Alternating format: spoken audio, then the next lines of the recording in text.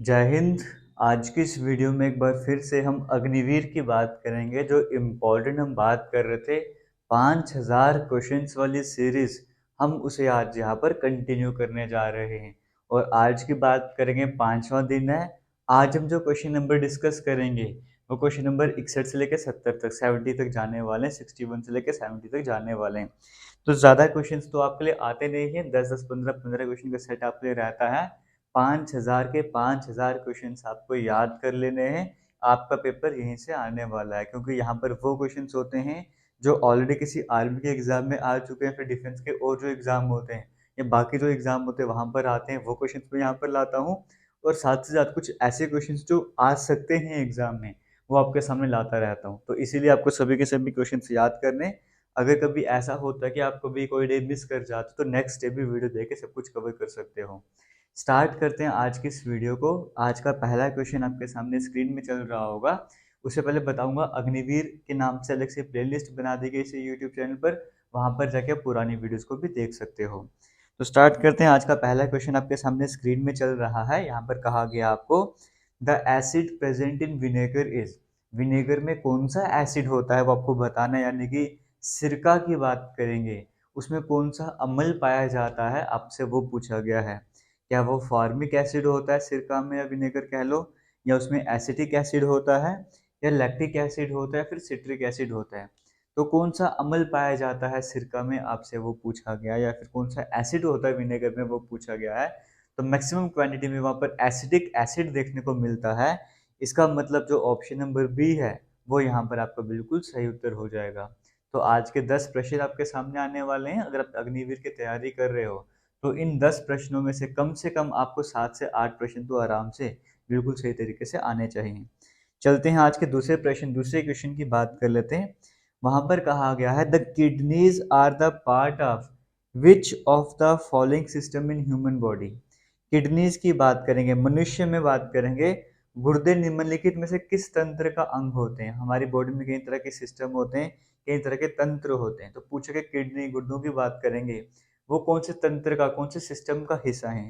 क्या वो excretory system का पार्ट है, यानी कि उत्सर्जन तंत्र का पार्ट है, या वो नर्वस सिस्टम का पार्ट है, यानी कि तंत्रिका तंत्र, या रेस्पिरेटरी सिस्टम जो सांस लेने वाली होती है, या फिर डाइजेस्टिव सिस्टम जो पांच तंत्र वाली होता है सिस्टम, किसका हिस्सा है। किडनीज की बात करें, किडनीज की बात करेंगे, या इनकी बात कर लो, ये है एक्सक्रीटरी सिस्टम, यानी कि उत्सर्जन तंत्र का हिस्सा हो जाएंगे। जो ऑप्शन नंबर ए आपको देखने को मिल रहा है वो बिल्कुल सही उत्तर हो जाएगा। तो मैं जैसे आपके सामने क्वेश्चंस पढ़ रहा हूँ, इसी तरीके से आप भी कभी भी, अगर वीडियोज में टाइम आपको लगता है ज़्यादा देखने में वेस्ट हो रहा है, तो आप डायरेक्टली क्वेश्चंस को रिवाइज करना चाहते हो पुराने वाले, तो आपने सिंपली काम करना है, jklatestinfo.com आपको देखने को मिल रहा होगा। ये हमारी वेबसाइट है। आप जैसे सर्च करोगे क्रोम पे, ओपरा मिनी पे, जो भी गूगल पे जो भी यूज़ करते हो, हमारी वेबसाइट ओपन होगी, वहाँ पर आपको एमसीक्यू वाला सेक्शन देखने को मिलेगा। वहाँ पर क्लिक करोगे तो अग्निवीर का सेक्शन देखने को मिलेगा, अग्निवीर क्वेश्चंस के नाम से। वहाँ पर क्लिक करोगे आपको सभी पुराने क्वेश्चंस देखने को मिल जाएंगे। आप वहाँ पे जाके रिवाइज कर सकते हो। आज के तीसरे प्रश्न की बात करते हैं। कहा गया है, the instrument used for the measurement of pressure of A gas is called. Dash का उपयोग गैसों के दाब को मापने के लिए किया जाता है। जो गैस का प्रेशर होता है, अगर आपको उसको मेजर करना है तो कौन सा इंस्ट्रूमेंट यूज करोगे, या फिर जो भी गैसेस होती है उनका कितना दाब है वो आपको मापना है, तो किसका इस्तेमाल करोगे। क्या आप हाइग्रोमीटर का इस्तेमाल करोगे, या फिर आप फैथोमीटर का इस्तेमाल करोगे, या फिर आप मैनोमीटर का इस्तेमाल करोगे, या फिर आप वर्नियर कैलिपर का इस्तेमाल करोगे। तो किसका इस्तेमाल करोगे ऐसे केसेस में, जब आपको गैस का प्रेशर मेजर करना है, गैस का दाब मेजर करना है, तो आप में यूज करोगे मैनोमीटर को। इसका मतलब ऑप्शन नंबर सी यहाँ पर करेक्ट आंसर होगा। दबाव को प्रेशर मेजर करने के लिए मैनोमीटर को ही यूज किया जाता है। मैनोमीटर अपने आप में कई तरह के होते हैं, लेकिन वो डिपेंड करता है गैस का दबाव ज्यादा है कम है, उसके हिसाब से अलग अलग मैनोमीटर आते हैं, लेकिन है तो मैनोमीटर ही ना। आगे चलते हैं, आज के चौथे प्रश्न की बात करते हैं। आपसे पूछा गया है, which of the following is the SI unit of pressure. निम्नलिखित में से कौन सा दबाव की एसआई इकाई है। जितनी भी एसआई इकाई हैं, एसआई यूनिट हैं, वो सबकी आपको पता होनी चाहिए। आज की इस वीडियो में प्रेशर का पूछा गया है, इससे पहले की वीडियो में करंट के बारे में पूछा गया था ना। तो ये आज विद्युत, यानी कि विद्युत की बात करूँ मैं, आज प्रेशर यानी कि दबाव की एसआई यूनिट पूछी जा रही है। तो वो क्या होती है, क्या वो पास्कल होती है, या वो न्यूटन है, या वो जूल है या फिर वो वाट है। तो प्रेशर की बात करेंगे, प्रेशर की एसआई यूनिट या फिर दबाव की जो एसआई इकाई होती है वो होती है पास्कल, है ना। कई बार क्या होता है ऑप्शंस में आपको पास्कल नहीं दिया होता है, तो ऐसे केसेस में क्या करना है, जब आपको ऑप्शंस में पास्कल नहीं दिया होता है तब आपको इस तरह से ऑप्शन में दिया होता है, वहां पर लिखा होता है न्यूटन पर मीटर स्क्वायर, ठीक है। तो इसी को न्यूटन पर मीटर स्क्वायर को ही पास्कल कहते हैं, ठीक है। न्यूटन पर मीटर स्क्वायर को ही पास्कल कहा जाता है। तो कभी कभी जब प्रेशर की एसआई यूनिट या फिर दबाव की एसआई यूनिट की बात, एसआई इकाई की बात करेंगे, तो पास्कल देने की बजाय कभी कभी इस तरह से भी वो लिख सकता है, तो ये भी आपका सही आंसर हो जाता है। आगे चलते हैं, आज के 5वें प्रश्न की बात कर लेते हैं। Which among the following was the first artificial satellite. निम्नलिखित में से पहला कृत्रिम उपग्रह कौन सा था जो इंसानों के द्वारा बनाया गया था, जो मतलब नेचुरल नहीं था, हम लोगों ने खुद बनाया था उपग्रह, वो कौन सा था आपसे वो पूछा गया है। स्पुतनिक था, स्पुतनिक 0, स्पुतनिक 1, आर्यभट्टा या फिर जीसैट। आर्यभट्टा तो भारतीयों ने बनाया था, लेकिन भारतीयों को नहीं पूछा गया, मतलब पूरे ओवरऑल वर्ल्ड का पूछा गया पहला कौन सा बनाया गया था। वो स्पुतनिक 1 था जो कि रशिया के द्वारा बनाया गया था। इसका मतलब ऑप्शन नंबर बी जो है वो बिल्कुल सही आंसर हो जाएगा, सही उत्तर हो जाएगा। चलते हैं आज के छठे क्वेश्चन की बात कर लेते हैं, क्वेश्चन नंबर 6 की बात कर लेते हैं।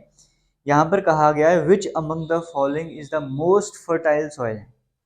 निम्नलिखित में से सबसे उपजाऊ मिट्टी कौन सी है। क्या वो ब्लैक सॉइल है यानी कि काली मिट्टी है, या फिर वो रेड सॉइल है यानी कि लाल मिट्टी है, या वो एल्यूवियल सॉइल है यानी कि जलोढ़ मिट्टी है, या फिर वो लेटराइट सॉइल यानी कि लेटराइट मिट्टी है। तो कौन सी जो है सबसे फर्टाइल सॉइल है यानी कि सबसे उपजाऊ मिट्टी है। तो देखो जो एल्यूवियल सॉइल है यानी कि जलोढ़ मिट्टी की बात करेंगे, वो सबसे उपजाऊ होती है, जो गंगा वाले प्लेन में पाई जाती है ना। तो इसका मतलब ऑप्शन नंबर सी यहाँ पर जो है वो बिल्कुल सही उत्तर हो जाएगा। और देखो इस सीरीज को देखने का फायदा पता है आपको क्या है। एक तो साइंस के, विज्ञान के, इतिहास, हिस्ट्री बोलो ना, भूगोल, ज्योग्राफी, जो भी बोलो सब्जेक्ट्स बोलो, वो सारे तो कवर होंगे ही होंगे। गणित, मैथमेटिक्स की बात करते हो तो वो आप में से कई बच्चों को मुश्किल लगता है, तो वो भी मैं आपको एक एक क्वेश्चन रोज का करवाता रहता हूँ। तो आपको समझ आ जाएगा। अगर इसी तरह का वैल्यू चेंज करके कोई क्वेश्चन आपके एग्जाम में आ जाता है तो आप आराम से कवर कर लोगे। 5000 प्रश्नों में तो कई सारे क्वेश्चन आएंगे गणित, मैथमेटिक्स के। आप एक तरह से अच्छे बन जाओगे मैथमेटिक्स में, और आप फिर अच्छा रिस्पॉन्स मिलेगा तो हम आपको यहाँ पे लेक्चर भी करवा देंगे थोड़ा बहुत, ठीक है। तो आगे चलते हैं, अगले क्वेश्चन की बात कर लेते हैं। यहाँ पर कहा गया है who is known as the iron man of India. Bharat के लौह पुरुष के रूप में किसे जाना जाता है। ये आसान सा प्रश्न है, आप सभी को इसका आंसर पता होना चाहिए, उम्मीद करता हूँ। वो महात्मा गांधी है, वल्लभ भाई पटेल, मिल्खा सिंह या फिर डॉक्टर राजेंद्र प्रसाद। तो आयरन मैन ऑफ इंडिया, लौह पुरुष भारत को किसे कहा जाता है, सरदार वल्लभ भाई पटेल जी को। तो ऑप्शन नंबर बी यहाँ पर जो है वो बिल्कुल सही आंसर हो जाएगा। आगे चलते हैं, आज के 8वें प्रश्न की बात करते हैं। ये दिशा यानी कि डायरेक्शन वाला क्वेश्चन पूछा गया है। कहा गया है a man walks 5 kilometre toward south and then turns to the right. एक व्यक्ति दक्षिण की ओर 5 किलोमीटर चलता है और फिर दाईं ओर मुड़ जाता है। आफ्टर वॉकिंग 3 किलोमीटर, पहले हम पहले लाइन कवर कर लेते हैं, ठीक है। क्या कहा गया है, देखो आपको डायरेक्शंस के बारे में तो पता ही होगा। जो ऊपर की तरफ होती है वो नॉर्थ डायरेक्शन होती है, यानी कि उत्तर वाली डायरेक्शन होगी। नीचे की तरफ साउथ होती है ना, ये दक्षिण हो गई। इधर आ जाएगी आपके पास वेस्ट साइड, इधर जाएगी ईस्ट साइड, ये हो जाएगी पूर्व वाली और ये हो जाएगी पश्चिम वाली, है ना। तो ये आपको समझ आ रहा होगा, ये पूर्व वाली साइड आ गई, पापा लिख रहा हूँ पूर्व समझ आना, ये पश्चिम वाली साइड होगी। दिशाओं के बारे में आपको पता ही है। तो कहा गया एक व्यक्ति दक्षिण की ओर, a man walks 5 kilometre toward south. दक्षिण मतलब नीचे की तरफ आएगा, तो मान के चलते वो इंसान यहाँ पे खड़ा था, वो 5 किलोमीटर यहाँ पर आ गया, ये 5 किलोमीटर की लाइन है, और वो भी यहाँ पे पहुंच चुका है, दक्षिण में पहुंच चुका है। फिर कहा गया था फिर वो दाईं ओर मुड़ जाता है। आपको पहले भी बताया जब भी दाईं मुड़ना होगा तो घड़ी की सुई जैसे घूमती है वैसे आपको घूमना है। तो जब बंदा यहाँ पर आ गया, उसको दाईं तरफ मुड़ना है, तो घड़ी अब यहाँ पर आ गया ना, मान लो घड़ी की सुई यहाँ पर है, उसको तो ऐसे घूमना है घड़ी की सुई को। इसका मतलब दाएं आने के लिए इसको इस साइड आना पड़ेगा, उस साइड नहीं जाएगा, इस साइड आएगा, मतलब मेरी तरफ आएगा। तब वो यहाँ पे दाईं तरफ मुड़ गया है। फिर कहता है after walking 3 kilometre he turns to the left. 3 kilometre चलने के बाद वह बाईं ओर मुड़ जाता है। अब वो 3 किलोमीटर पहले चला, 3 किलोमीटर वो चल गया, अब इसके बाद वो बाईं तरफ मुड़ जाता है, वो लेफ्ट साइड टर्न करता है। अब आपको पता है वो इस साइड आ गया है, घड़ी की तरफ घूमने को तो राइट साइड, लेकिन घड़ी की तरफ तो घूमना ही नहीं है, बाईं तरफ घूमना है, लेफ्ट साइड घूमना है, यानी कि वो नीचे की तरफ टर्न कर जाएगा। फिर कहता है और वो कितना चलता है बाईं ओर मुड़ने के बाद, 5 किलोमीटर चलता है। यहाँ पे मुड़ने के बाद वो 5 किलोमीटर चलता है, इसका मतलब वो यहाँ पर आ चुका है, हम मान के चलते हैं।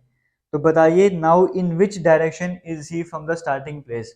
स्टार्टिंग प्लेस से अगर स्टार्टिंग की जगह की बात करेंगे, वहां से वो कौन सी डायरेक्शन में है, स्टार्टिंग पोजीशन से वो कौन सी दिशा में है। स्टार्ट उसने यहाँ से किया था और अभी कहाँ पर है वो, अभी यहाँ पर है। आपको पता है ये वेस्ट साइड होती है और ये साउथ साइड होती है, यानी कि आपके पास दक्षिण हो गया और ये पश्चिम हो गया, तो वो साउथ वेस्ट साइड में हो जाएगा, यानी कि दक्षिण पश्चिम साइड में हो जाएगा। और साउथ वेस्ट आपको ऑप्शन नंबर सी में देखने को मिल रहा है, वो आपका यहाँ पर बिल्कुल सही उत्तर हो जाएगा। चलते हैं अगले प्रश्न की बात कर लेते हैं। यहाँ पर आपको कहा गया है which is the deepest ocean in the world.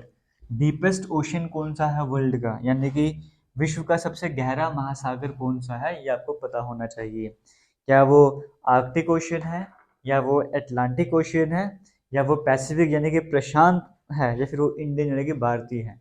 तो आपको पता है विश्व का सबसे गहरा महासागर की बात करेंगे, वो पैसिफिक यानी कि प्रशांत महासागर है। तो जो ऑप्शन नंबर सी है वो बिल्कुल सही आंसर हो जाएगा। बस आपसे यही रिक्वेस्ट करूंगा कि वीडियो को जितना हो सकता है ज़रूर शेयर कीजिए, ज़्यादा से ज़्यादा दोस्तों तक इस वीडियो को पहुंचाइए, ताकि हमें एक अच्छा रिस्पांस मिले और हम और बेहतरीन तरीके से आपके लिए कंटेंट ला सकें। तो चलते हैं, और एक रिक्वेस्ट और करना चाहूँगा, अगर मैं जम्मू कश्मीर का रहने वाला हूँ, अगर आप जम्मू कश्मीर को छोड़ के किसी और स्टेट को बिलोंग करते हो, किसी और यूटी के रहने वाले हो, तो कमेंट सेक्शन में ज़रूर बताइएगा आप कहाँ के रहने वाले हो, और जम्मू कश्मीर में भी रहते हो तो कौन से डिस्ट्रिक्ट के रहने वाले हो, ये भी ज़रूर बताइएगा। इसके साथ बात करते हैं आज के आखिरी प्रश्न की, आखिरी क्वेश्चन की। कहा गया है which of the following fraction is not equal to other three. जो फ्रैक्शंस दी गई हैं निम्नलिखित में से कौन सा भिन्न अन्य तीन के बराबर नहीं है ना, तो आपको वो बताना है। देखो जैसे अगर हम पहले ऑप्शन की बात करें, वहां पर लिखा हुआ है 12/15, 12/15 लिखा हुआ है। अगर ये एक ही टेबल से कटते हैं तो इनको काट दो। मुझे पता है अगर 3 को मैं 4 से मल्टीप्लाई करूंगा 12 आ जाएगा, 3 को मैं 5 से मल्टीप्लाई करूंगा 15 आ जाएगा। तो यानी कि काटने पे 4/5 की रेशो हमारे पास आती है। तो ऑप्शन नंबर ए को अगर हम आसान करके करेंगे तो हमारे पास 4/5 आ जाएगा। ऑप्शन नंबर बी तो खुद में 4/5 है, तो उसको वैसे ही रख दो। ऑप्शन नंबर सी की बात करेंगे, वहां पर है 8/10, 8/10 दिया हुआ है। आप पूरे दो के टेबल में जाते हैं, दो को 4 से करोगे 8, दो को 5 से करोगे 10, तो ये 4/5 आ गया। तो 4/5 4/5 आपको हर जगह देखने को मिल रहा है। लेकिन ऑप्शन नंबर डी की बात करेंगे, वहाँ पे 3/5 देखने को मिल रहा है। तो अब आप खुद बताओ अलग कौन सा हुआ। ऑप्शन नंबर डी ही अलग हुआ ना, तो वही तो आपको बताना था, वही आपका सही आंसर हो जाएगा। तो इसी के साथ आज के 10 प्रश्न भी खत्म होते हैं। टोटल अभी तक अगर हम बात करेंगे, हम 5 दिनों में 70 क्वेश्चन कवर कर चुके हैं। तो अगर आप चाहते हो कि एक दिन में ज़्यादा क्वेश्चन डिस्कस होंगे, वो हम खुद ही कर देंगे, एक बार अच्छे से रिस्पॉन्स मिलना स्टार्ट हो जाएगा। तो फिलहाल आपको बताना चाहूँगा, कुछ भी आप पूछना चाहते हो, कोई भी क्वेरी वगैरह है, तो जेके लेटेस्ट इन्फो के नाम से, जेके लेटेस्ट इन्फो के नाम से हमारा इंस्टाग्राम अकाउंट है। आप वहाँ पर विजिट कर सकते हो, हमें मैसेज कर सकते हो कोई भी अगर डाउट वगैरह है। बाकी जेके लेटेस्ट इन्फो के नाम से भी हमारा ट्विटर भी है, हमारा फेसबुक पेज भी है, आप कहीं पर भी हमारे साथ कनेक्ट हो सकते हो। तो इसी बात से करेंगे आज की इस वीडियो को एंड, मिलेंगे नई वीडियो में, तब तक के लिए थैंक यू, जय हिंद।